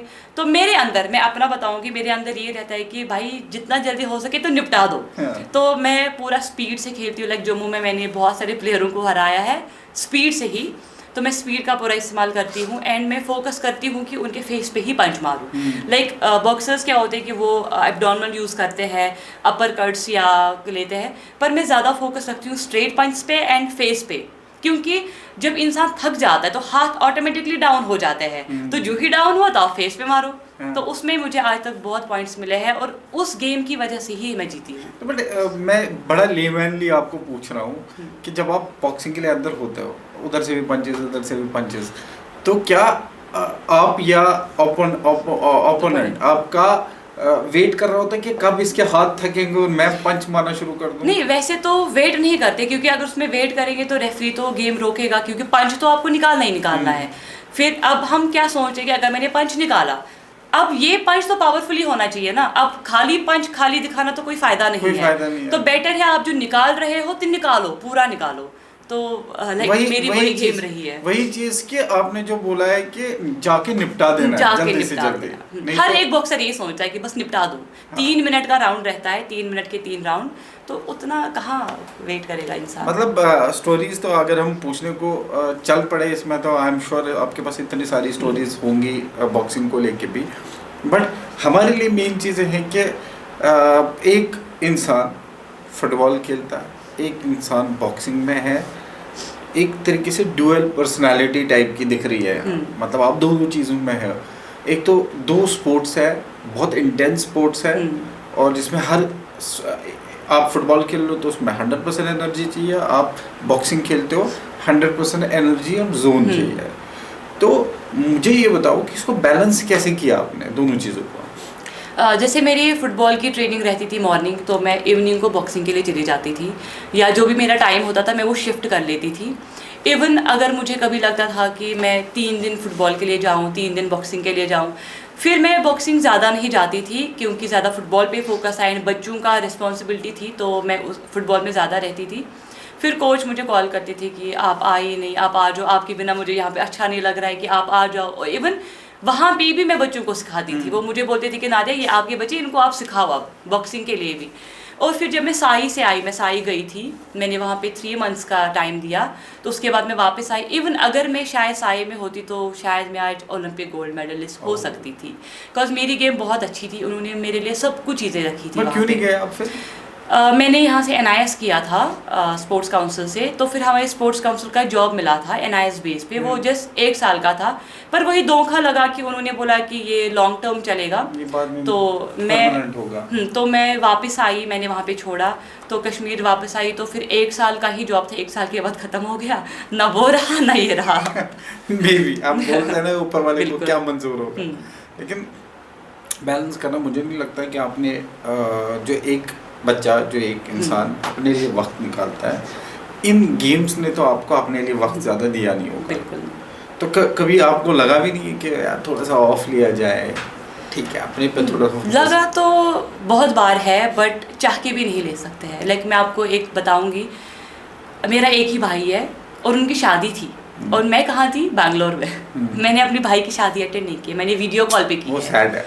तो लाइक बहुत सारी चीज़ें कि इंसान खुद को टाइम नहीं दे पाता है, या फैमिलीज़ को तो बस एक ही लाइक पापा ऐसे बोलते हैं कि आप ऐसा करो ना, इससे अच्छा आप रेंट पे रहने के लिए आ जाओ, आप रेंट ही भर लो। आप शाम को आते हो, खाना खाते हो, सो जाते हो, सुबह अंधेरे में निकल जाते हो। तो ये चीज़ है कि टाइम तो बहुत कम लाइक खुद की लाइफ पे नहीं दे पाते, खुद की पर्सनल चीज़ें नहीं कर पाते हैं। बट हाँ, मेरी लाइफ में लाइक मुझे बाइकिंग का ज़्यादा शौक था। हाँ, वो हम करेंगे ना अभी। हाँ, बट मैं ये बोल रहा हूँ कि आपने जो जैसे बोला ना कि आपको खुद के लिए वक्त मिलता नहीं है, तो मैं ऐसा समझता हूँ कि आपको इस तरह के सेक्रीफाइसेस, अगर आपको लाइफ में कुछ भी ग्रेटेस्ट अगर आपको अचीव करना हो, तो ये सेक्रीफाइसेस तो मुझे लगता है मायने नहीं रखते हैं फिर, नॉन नेगोशिएबल, ये तो करना ही करना पड़ेगा आपको। क्योंकि देखिए इंसान अपने लिए टाइम लेता है कि वो खुश रहे, इनर फीलिंग उसकी खुश रहे। अब जब मेरी इनर फीलिंग बच्चों के साथ ही खुश है तो स्पोर्ट्स में ही खुशी है। नहीं है तो कोई कोई बोलता है मुझे पहाड़ों पे जाना पसंद है, कोई बोलता है मुझे फैमिली के साथ रहना पसंद है, कोई तो आपकी खुशी आपके स्पोर्ट्स है, तो वही आपको खुश रखती है। बस बच्चे खुश हैं तो मैं भी खुश हूँ। ठीक है नादिया, हमने बात की फुटबॉल की, बात की बॉक्सिंग की, किस तरह पैशनेटली इन स्पोर्ट्स को आप खेलते आए हो। एक जो मेरे जहन में इम्पोर्टेंट क्वेश्चन ये है कि आपने फुटबॉल में डिस्ट्रिक्ट लेवल, आपने Jammu and Kashmir state level and then आपने नेशनल लेवल के काफ़ी सारे मेडल्स हासिल किए हैं। कोई एक इमोशनल मेडल जो आपको बड़ा इमोशनल किया हो और बहुत प्राइड आपको लगा हो उसको रिसीव करते हुए? द सेम मेडल जो मैंने बोला कि मेरी वो प्रोफेशनल फाइटर के साथ फाइट हुई थी, तो वो मेडल मेरे लिए बहुत ज़्यादा इम्पोर्टेंट था। लाइक मेरे लिए क्या, जो वहाँ पे देखने वाले थे मेरा मैच, उनके लिए वो ज़्यादा इम्पोर्टेंट था। इनफैक्ट मेरे कोच के लिए वो ज़्यादा इम्पोर्टेंट था। तो जब मैंने वो मेडल हासिल किया, एंड मुझे लगता है कि मेरी लाइफ का सबसे लाइक बेस्ट मेडल वही है जो मैंने हासिल बहुत मज़ा आया होगा रिसीव करते हुए, बहुत ज़्यादा प्राइड फील, बहुत ज़्यादा। अब एक और सरप्राइज़ हम अपने ऑडियंस को देना चाहते हैं कि जैसे मैंने बोला कि नादिया का पैशन फुटबॉल, इनका पैशन बॉक्सिंग एंड इनका पैशन फिर बाइकिंग की तरफ, मतलब she is a bike enthusiast. इतना सारा कुछ इतने कम एज में कैसे फॉलो कर रहे हो, और बाइकिंग के बारे में स्पेशली बाइकिंग यूजुअली देखा जाता है कि एक लड़कों का प्यार होता है कि बाइक, जिनको बाइक्स चलाना पसंद है तो उनको बाइक के अलावा कुछ और दिखता नहीं है, और गर्ल्स में थोड़ा सा अनयूजुअल है, गर्ल्स इतनी बाइक चलाती नहीं है। तो आप में कहाँ से आया ये कि आपको बाइक, और सोशल मीडिया में by the way you are very famous, everybody is watching your reels and everything, तो ये कैसे जहन में आया आपके?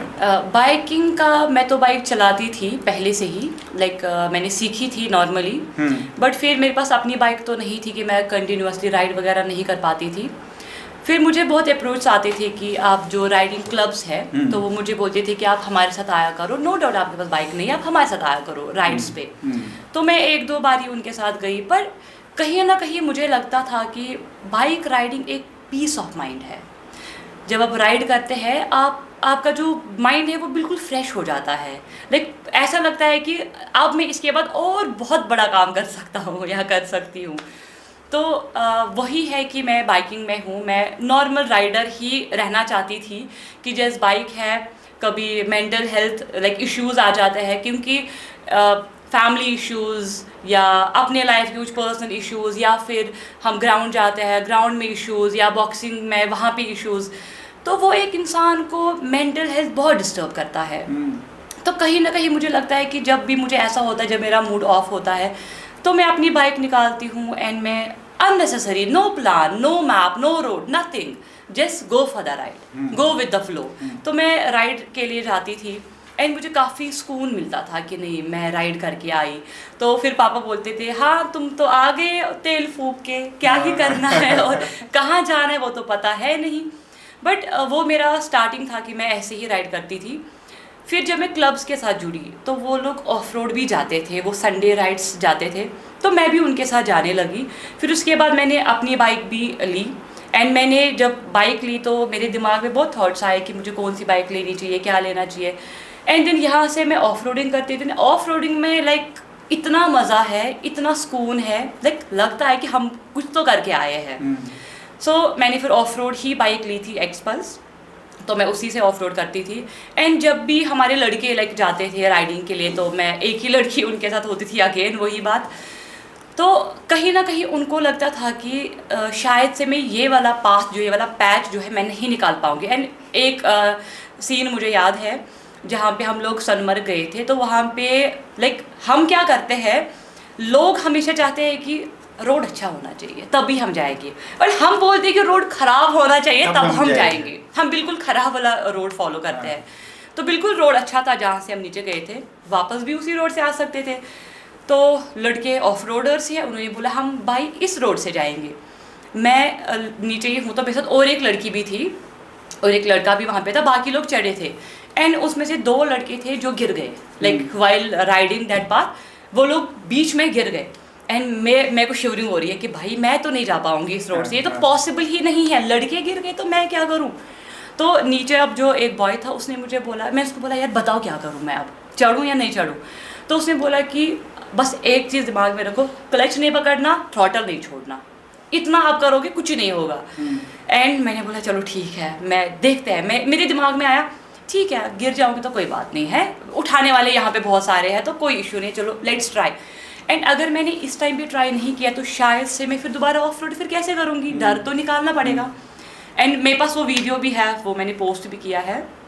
मेरे वहाँ पे जो पाथ था, जिस लड़के सपोर्ट के लिए रेडी थे कि मतलब हर एक के लिए सपोर्ट रहते हैं, तो वो बिल्कुल रेडी थे एकदम जंप देने के लिए, अगर कुछ हुआ तो वो पकड़ेंगे।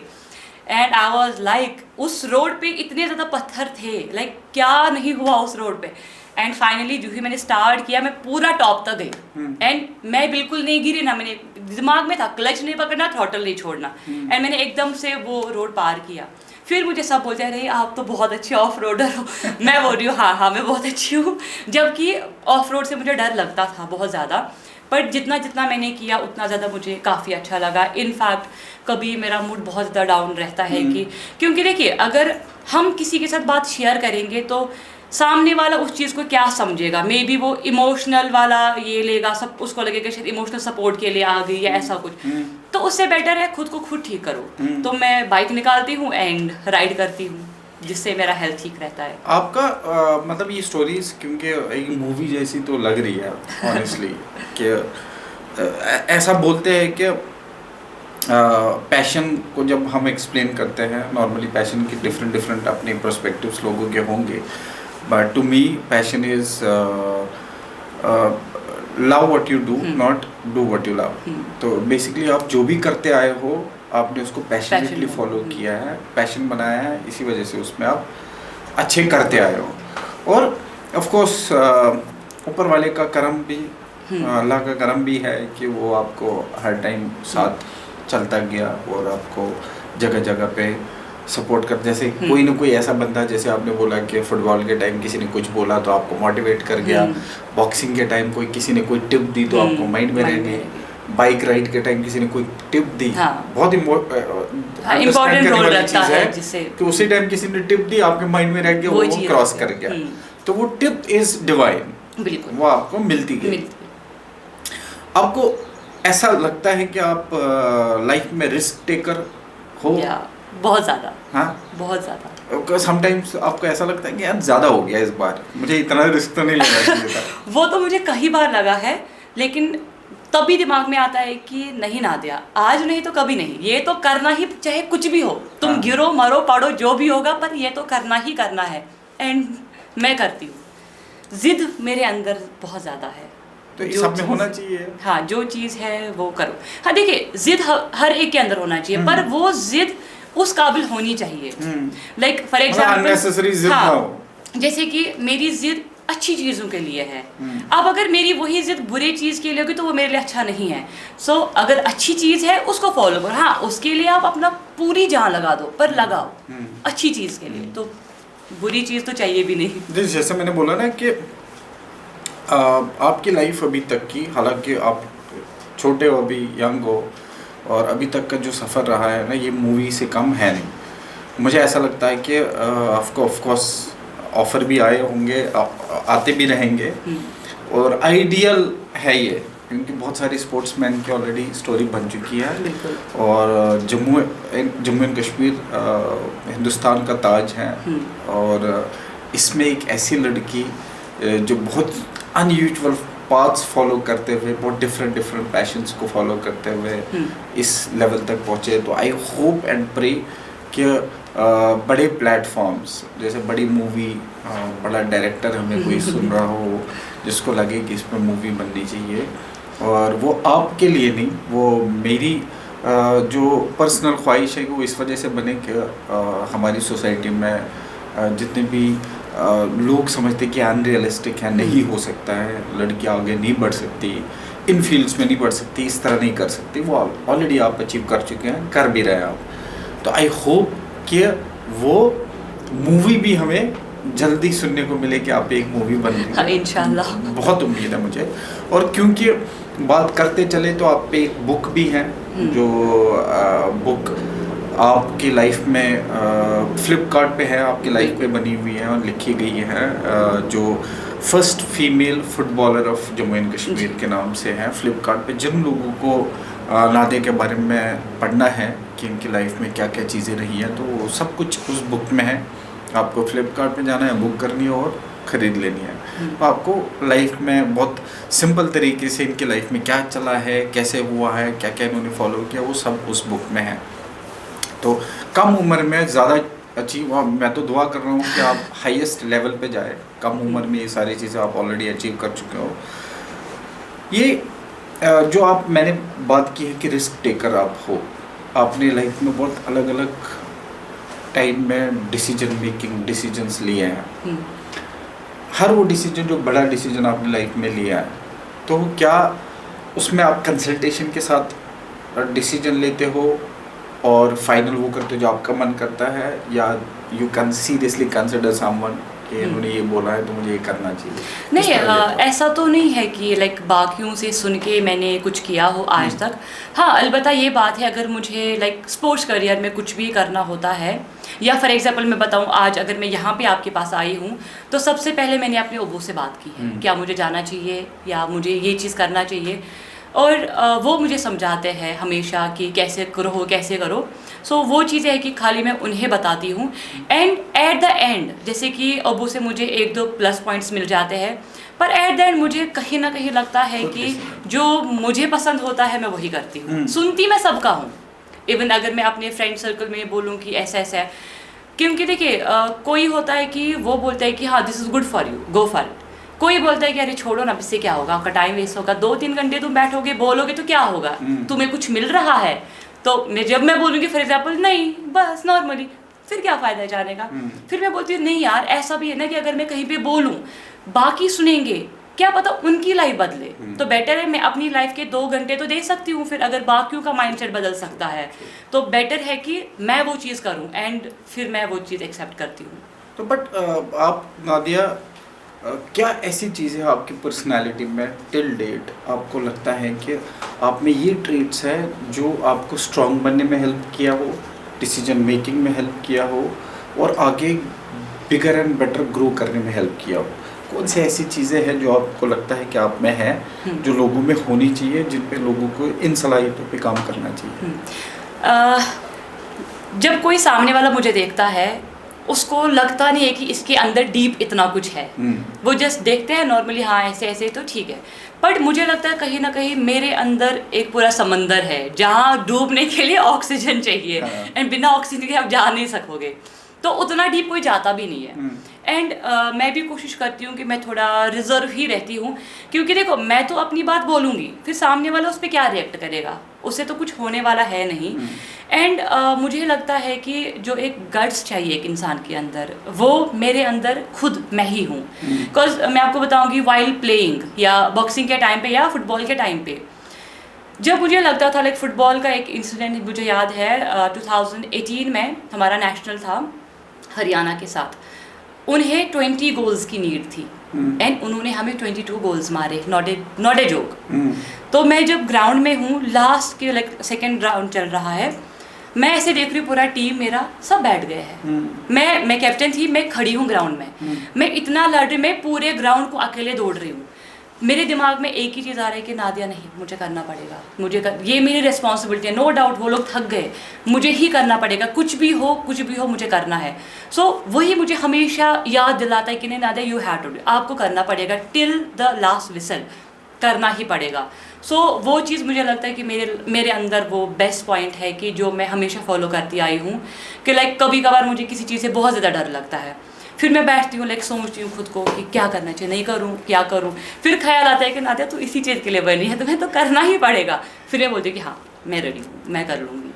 तो वो आपकी लाइफ स्टोरी जैसे जितनी प्रोग्रेस होती गई, जितना मैं सुनता गया, कई सारी स्पोर्ट्स रिलेटेड मूवीज़ मेरे माइंड में आती गई।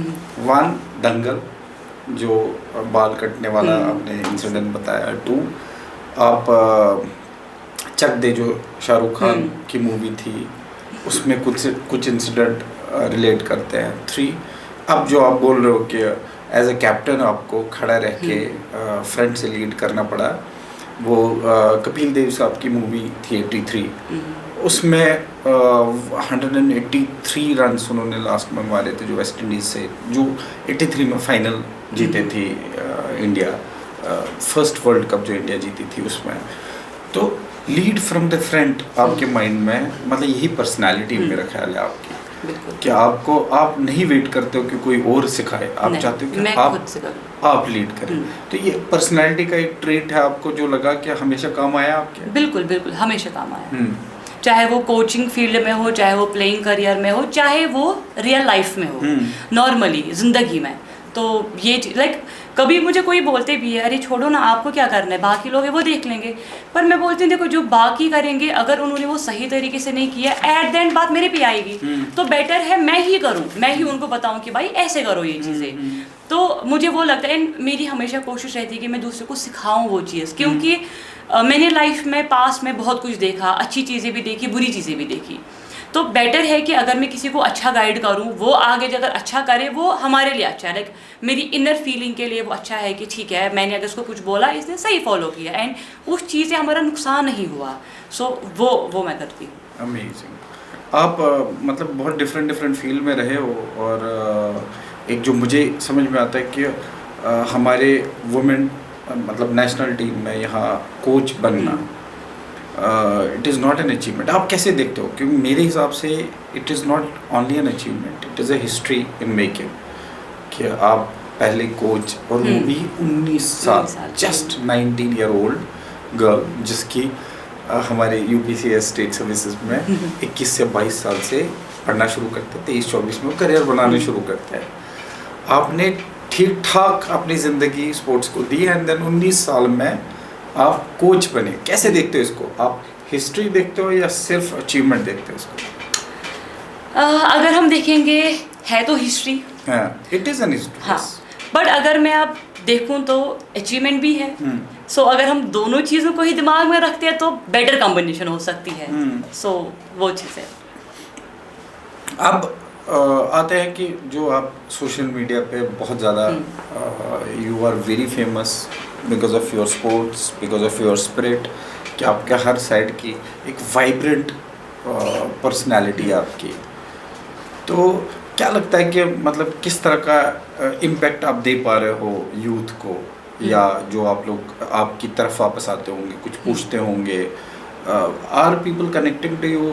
लोग पूछते हैं बाइक्स को लेके, स्पोर्ट्स को लेके, किस तरह का रिस्पॉन्स और रिएक्शन होता है टुवर्ड्स यू? पूछते तो है ही, चाहे अगर हम बाइक की बात करेंगे, बाइक के लिए भी पूछते, इवन ये भी पूछते हैं कि मैम हम कौन सी बाइक लें, कौन सी बाइक हमारे लिए बेस्ट है। लड़के भाई अच्छा, मुझे उतना नॉलेज तो नहीं है। हाँ। वो तो आपकी अपनी चॉइस है, बट जितना मेरे से हो सकता है मैं बाइक्स की थोड़ी नॉलेज दे देती हूँ। अब अगर फुटबॉल की बात करेंगे, फुटबॉल के लिए मुझे बहुत ज़्यादा डीएम्स आते हैं कि हम कैसे स्टार्ट करें, कहाँ पे खेलें, क्या खेलें। तो मेरी हमेशा कोशिश रहती है कि मैं उन्हें एक अच्छा सजेस्ट करूं, अच्छा टीम सजेस्ट करूं, एंड जो भी टिप्स होते हैं, लाइक मुझे बहुत सारों ने आज तक बोला कि आप यूट्यूब पे अपना चैनल खोलो कि टिप्स आप दो फुटबॉल के, ताकि उन्हें ज़्यादा ईजी रहे। पर मैं बिलीव करती हूँ प्रैक्टिकल पे। अगर आपने खेलना, आप ग्राउंड में आ जाओ। ग्राउंड में जो हम आपको प्रैक्टिकली सिखाते हैं वो डिफरेंट है, जो मैं आपको बोल के बताऊँ वो आप प्रॉपर नहीं कर पाओगे। एंड जैसे कि इंस्टाग्राम की मैं बात करूँगी, लाइक बहुत सारे ऐसे हैं मेरे अपने, मेरे क्लोज, जो मुझे बोलते हैं कि छोड़ो ना, आप खाली रील्स बनाते हो तो उससे क्या ही होगा। पर मुझे लगता है आज का ऐसा टाइम है ना, फ़ोन हर कोई यूज़ करता है, सोशल मीडिया हर कोई स्क्रॉल करता है। अगर मेरे वीडियो से थ्रू उन्हें कोई मैसेज मिल जाती है सो इट्स गुड फॉर मी। अब मैं हर एक के घर घर तो नहीं जा सकती हूँ, पर थ्रू मोबाइल फ़ोन वो मेरा देख सकते हैं। इवन उसके थ्रू आज तक बहुत सारे रिस्पॉन्स आए हैं। बहुत ऐसे पेरेंट्स हैं, लाइक मैं आपको बताऊँगी, मैंने अपने भाई के लड़की की वीडियो डाली थी, ही इज़ जस्ट 2+, उससे मैंने फ़ुटबॉल के लिए लिया था, जस्ट 2 डेज़ अभी तक वो आया है। एंड मैंने उसका वीडियो बनाया था वाइल प्लेइंग फुटबॉल। एंड मेरे पास ऐसे DMs आए कि हमारा बच्चा 2 साल का है, 3 साल का है, हम कैसे एनरोल करें, कहाँ पे खिलाएं। तो फिर मैं उन्हें उन चीज़ की इन्फॉर्मेशन दे देती हूँ। पेरेंट्स तो बहुत ज़्यादा सपोर्टिव है कि वो अपने बच्चे को चाहते हैं वो खेले, पर उनके पास एक प्लेटफॉर्म नहीं, एक रास्ता नहीं, एक नॉलेज नहीं है। तो अगर मेरे थ्रू, मेरा वीडियो पोस्ट करने के थ्रू मिल रहा है so it's good for me. No doubt मुझे इन रिटर्न कुछ नहीं मिल रहा है, पर मैं तो किसी की हेल्प कर रही हूँ। देगा ऊपर वाला, देख रहा वो तो ऑलवेज मिल ही जाता है, ऊपर वाले की वजह से कोई रुकावट नहीं है। बट स्टिल वही है कि ठीक है, मेरे थ्रू किसी को इन्फॉर्मेशन मिल रही है, दैट्स एनफ फॉर मी। उसके आगे और क्या ही चाहिए इंसान को। ये जो स्पोर्ट्स आपने चूज़ किया था फुटबॉल, तो कोई इंस्पिरेशन रही है आपकी?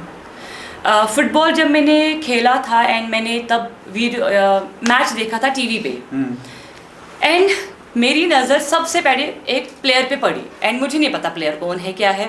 जब मैंने मैच देखा, पूरा मैच देखा, कंप्लीट किया, मुझे गेम बहुत अच्छी लगी। तो बाद में देखा वो तो रोनाल्डो थे। तो मैंने बोला हाँ, ऐसे स्किल्स तो अच्छी है, ऐसे स्पीड है।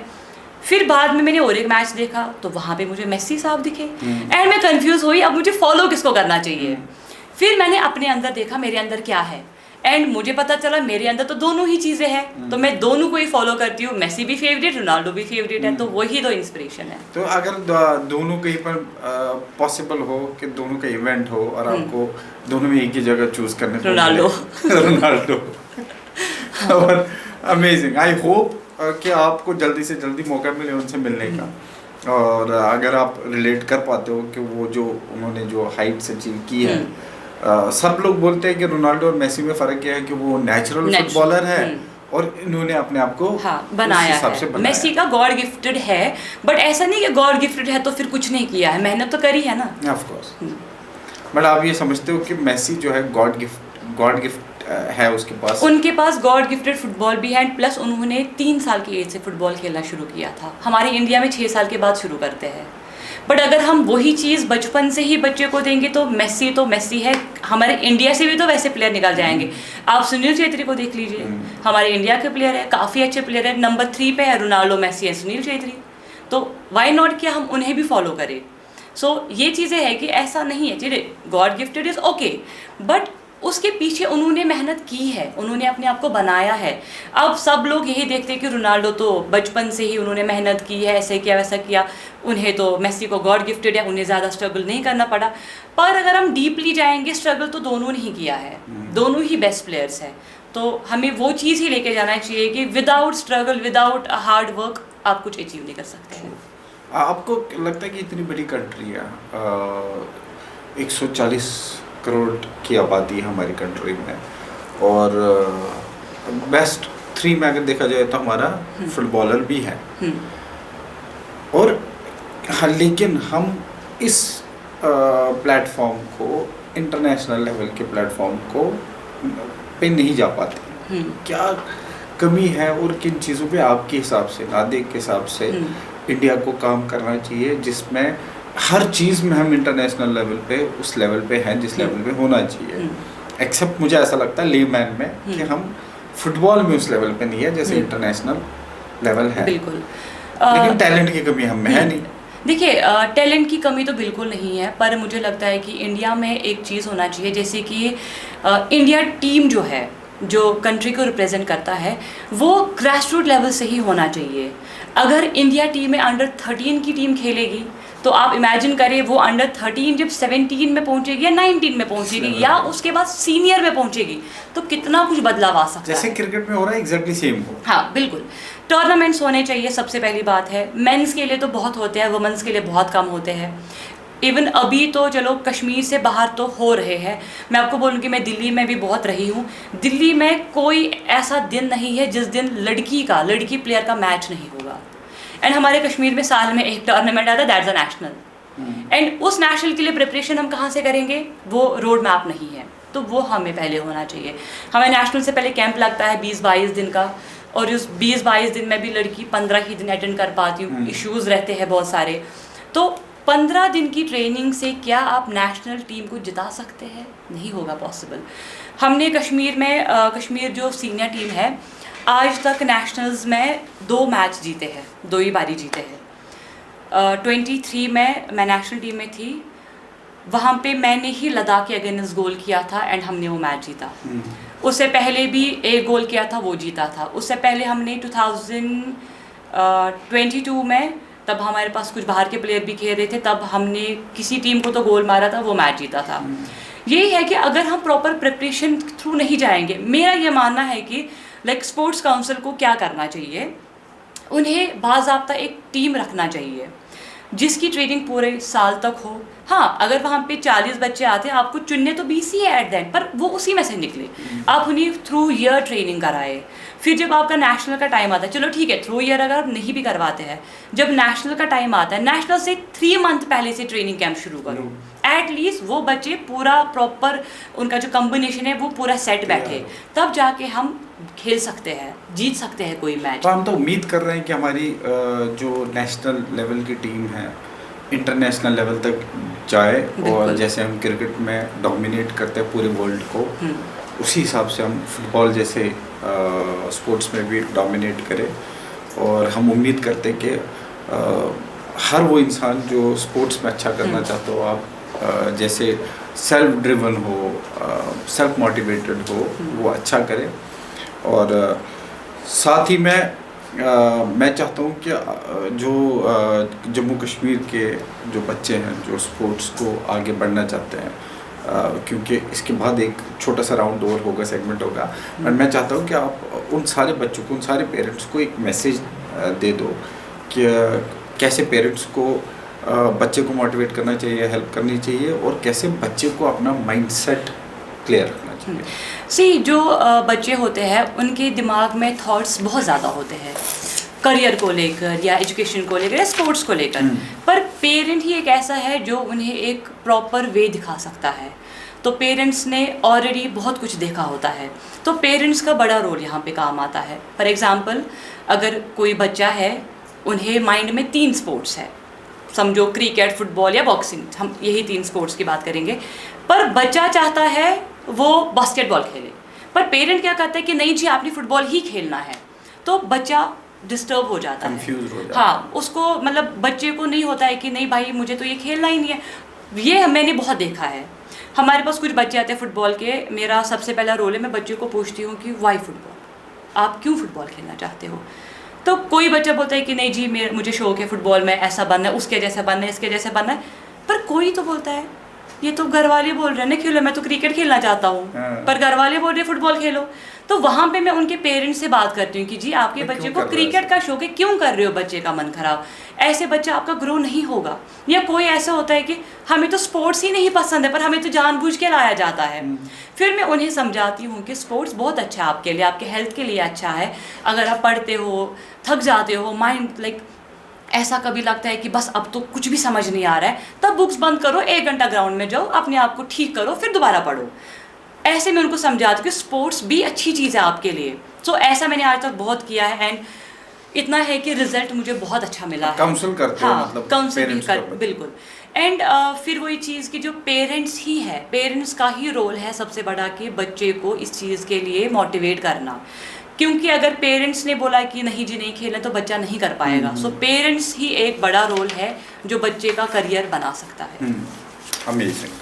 मतलब मुझे लगता है कि हमारी सारी ऑडियंस, पेरेंट्स और बच्चा जो स्पोर्ट्स में जाना चाहता है, या पेरेंट्स जो चाहता है कि हमारा बच्चा इन स्पोर्ट्स में जाए, काउंसलिंग वन थिंग दैट आपके पास आए, या कोई भी उनके नज़दीक में कोई काउंसलर हो जो उनको काउंसिल कर सकता है, जो उस चीज़ का एक्सपर्ट हो, वो ज़रूर करे। और कोशिश करें कि आइडेंटिफाई करें कि उस बच्चे में वो सलाहियत है कि नहीं। अगर वो सलाहियत है तो उस पर काम करें, अगर वो सलाहियत नहीं है तो ऐसी सलाहियत खोजने की कोशिश करें कि जो आपको लगे कि इसमें ये बच्चा अच्छा कर सकता है, बट थोपना नहीं चाहिए, नहीं, ज़बरदस्ती नहीं करना चाहिए, नहीं तो बच्चा उस पर्टिकुलर फील्ड में अच्छा नहीं कर पाएगा। लास्ट में हमारा क्योंकि बहुत सारा वक्त आपका लिया है, तो एक छोटा सा राउंड है रैपिड फायर। जैसे अक्सर टीवी में आप देखते होंगे rapid fire, but rapid fire से एक चीज़ उससे पहले मैं पूछना चाहता हूँ, क्रिकेट आप देखते हो? कौन है फेवरेट क्रिकेटर आपका? जब मैं बचपन में ही देखती थी तो मुझे हरभजन सिंह बहुत पसंद था। बॉलिंग? हाँ, तो मुझे वो काफ़ी ज़्यादा अच्छे लगते थे। इवन मैंने भी क्रिकेट खेला है, मैंने क्रिकेट का एक नेशनल भी खेला है। एंड मेरी जो सिलेक्शन हुई थी वो बॉलिंग बेस पे ही हुई थी, बट आज मैं बैटिंग भी करती हूँ। ऑटोमेटिकली मेरे अंदर वो हुनर आ गया कि मैं बैट भी कर लेती हूँ। बट जब भी मैच होता है तो मेरे दिमाग में क्या थॉट आता है कि लाइक ऐसा कोई पर्सन मुझे पसंद नहीं है क्रिकेटर एज अ पर्सन, पर एज अ प्लेयर मुझे पसंद है जो मुझे एट द सेम टाइम पे लगेगा कि नहीं ये अच्छा कर रहा है आज मैच में, तो मुझे यही पसंद है। तो जैसे कि सबके विराट कोहली रहते हैं ऐसे, हाँ मुझे धोनी भी पसंद था क्योंकि उनका बहुत कंट्रीब्यूशन रहा है क्रिकेट में, शार्प माइंड रहा है वो। तो बहुत बहुत अच्छा रहा है। लगता है कि आपको धोनी और हरभजन सिंह दो शायद से मुझे लगता है कि मैं भी उनकी तरह ही बॉल करती थी। Now comes to rapid fire, हम कुछ क्वेश्चंस पूछेंगे और क्विकली उनका जवाब आपको देना है। क्योंकि आप स्पोर्ट्समैन हो तो मैं आपको थोड़ी अजीब सी सिचुएशन बता देता हूँ। फुटबॉल या बॉक्सिंग? फुटबॉल। ओके। रोनाल्डो और मेसी? दोनों। रोनाल्डो। एक you will have to choose one. Ronaldo. Okay. Ground या ring? Ground obviously. Okay. Favourite bike? Off roader. Favourite Kashmiri local food? Wazwan. हम बिना वाजवान के रह नहीं सकते हैं। मॉर्निंग ट्रेनिंग या नाइट प्रैक्टिस? Morning training. आप मॉर्निंग पर्सन हो? सोलो राइड या team hang out? Sometimes solo but team is also good. एक चीज सोलो। अपने फादर को एक वर्ड में डिस्क्राइब करो आप। जिंदगी, I can say. Great. Younger Nadia in one word? Maybe 10 years down the line, वो पीछे जो आप कर रहा हो 10 साल पीछे, पता नहीं। कोई एक वर्ड में डिस्क्राइब करो यंगर सेल्फ को। Maybe जिद्दी। जिद्दी? जिद्दी तो आप अभी भी हो। Biggest dream? यूथ को हेल्प करना और उन्हें अपना लाइक प्लेटफॉर्म अचीव करना। अमेजिंग। फेयर या fight? I am fair but sometimes fight also, but fair, I will go with the fair. Okay. Rain match या sunny day game? Rain match. मज़ा आता है, काफ़ी खेलो? बहुत। फैमिली या career, what comes first? Family. एक चीज़ जो अभी अचीव करनी है? लाइक जैसे मैंने रुतबा की बात की, वो इंडिया टीम में गई, बट कश्मीर से और लड़कियां इंडिया टीम के लिए जाए and I will definitely help for that. जितना हमारी गर्ल्स बढ़ जाए बिल्कुल इंडियन टीम में, बिल्कुल हम डोमिनेट करें, कश्मीर की लड़कियां इंडिया टीम में जाए। कश्मीर या वर्ल्ड टूर? कश्मीर टूर या world tour? World tour. Kashmir तो कर लिया बहुत ज़्यादा। वन वर्ड लास्ट में, one word that defines Nadia? Do good and forget.